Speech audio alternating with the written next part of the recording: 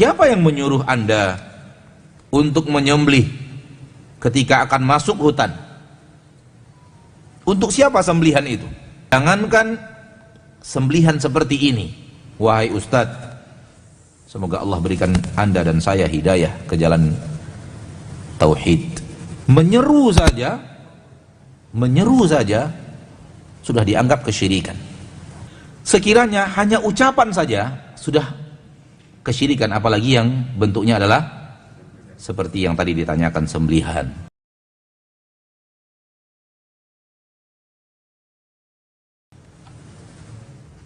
Saya pernah mendengar ceramah seorang ustadz. Ketika itu dia mengatakan bolehnya menyembelih bila ingin masuk hutan untuk bekerja.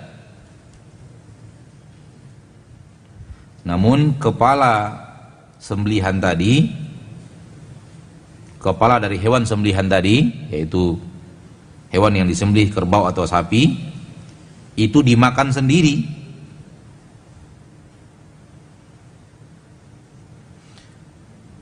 Dimakan, bukan di kepala, tidak dipersembahkan.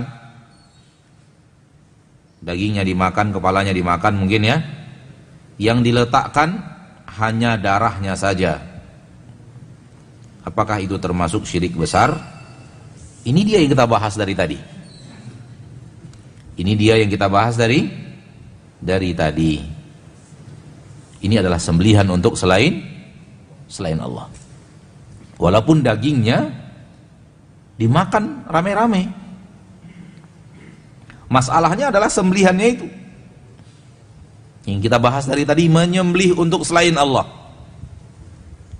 Adapun bagaimana dagingnya setelahnya bukan urusan.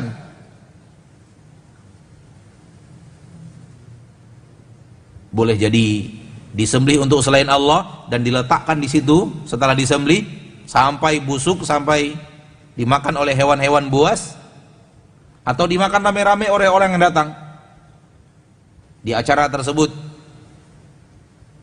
Permasalahannya adalah sembelihan untuk selain Allah.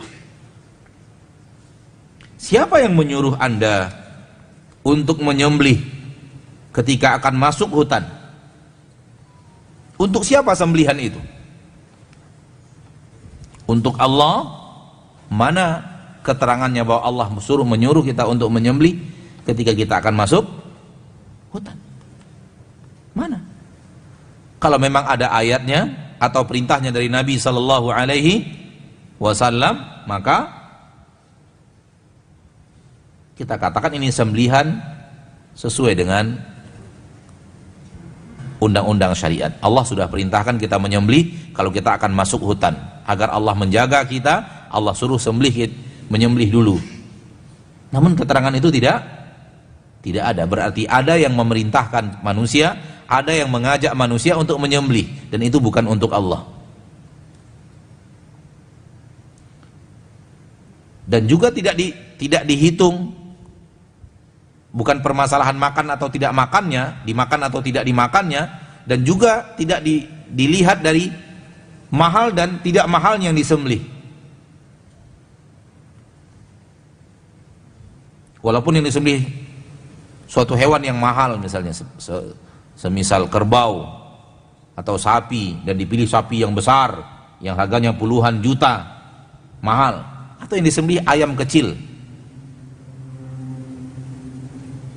yang mungkin harganya hanya 60.000, 70.000 atau kurang daripada itu,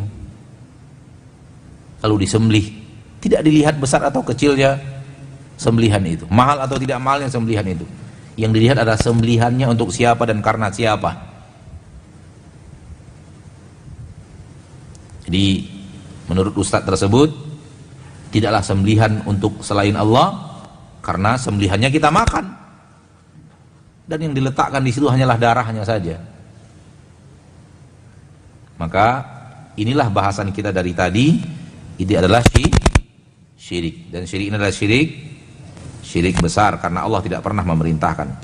Jangankan sembelihan seperti ini, wahai ustadz, semoga Allah berikan Anda dan saya hidayah ke jalan tauhid.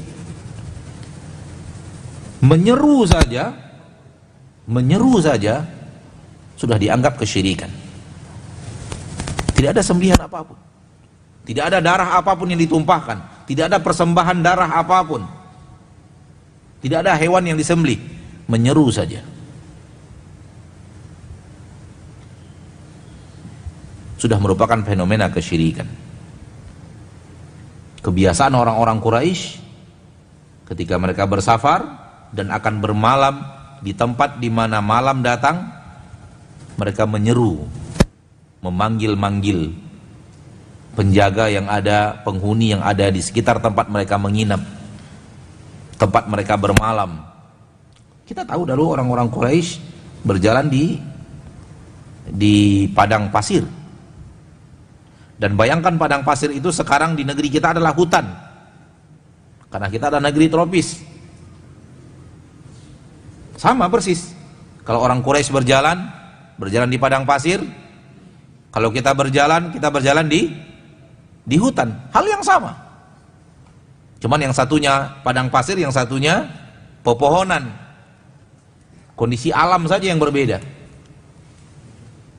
Maka apa yang dilakukan oleh orang-orang Quraisy ketika bermalam di tempat itu?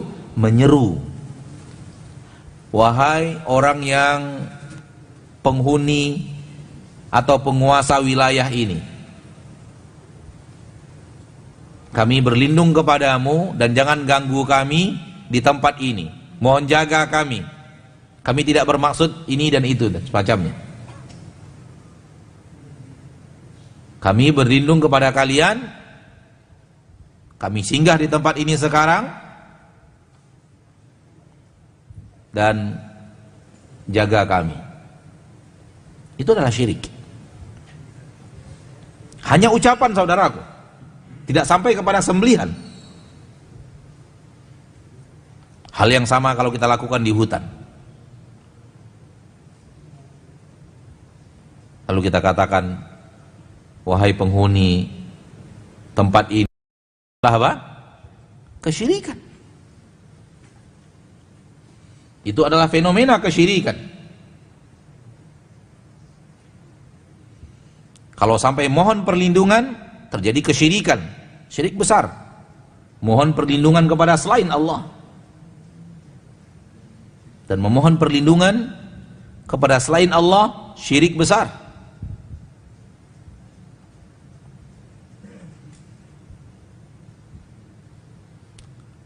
Dan fenomena syirik kecil, permisi. Mau buang hajat, buang air kecil atau buang air besar di hutan, sebelum buang hajat diajarkan kita oleh orang-orang dahulu atau oleh mereka-mereka yang menjadi guide, tour leader dalam perjalanan, kalau mau buang hajat permisi dulu. Lalu kita ucapkan permisi. Permisi sama siapa? Sama orang-orang yang ada di sekitar situ, sama penghuni-penghuni yang ada di sekitar situ. Hati-hati, ini fenomena kesyirikan yang tidak sampai kepada syirik besar, karena kita tidak meminta kepadanya, namun kita tidak sampai kepada memohon perlindungan kepada. Kalau kita katakan tolong jaga saya selama di sini, maka itu kesyirikan. Sekiranya hanya ucapan saja sudah kesyirikan, apalagi yang bentuknya adalah seperti yang tadi ditanyakan, sembelihan, sapi disembelih, kerbau disembelih. Jangan kira maksud sembelihan untuk selain Allah disembelih lalu dipersembahkan begitu untuk selain Allah lalu ditinggal. Tidak hanya itu. Tapi kalau dimakan sama-sama berarti tidak syirik. Bukan itu, sembelihannya itu. Nah,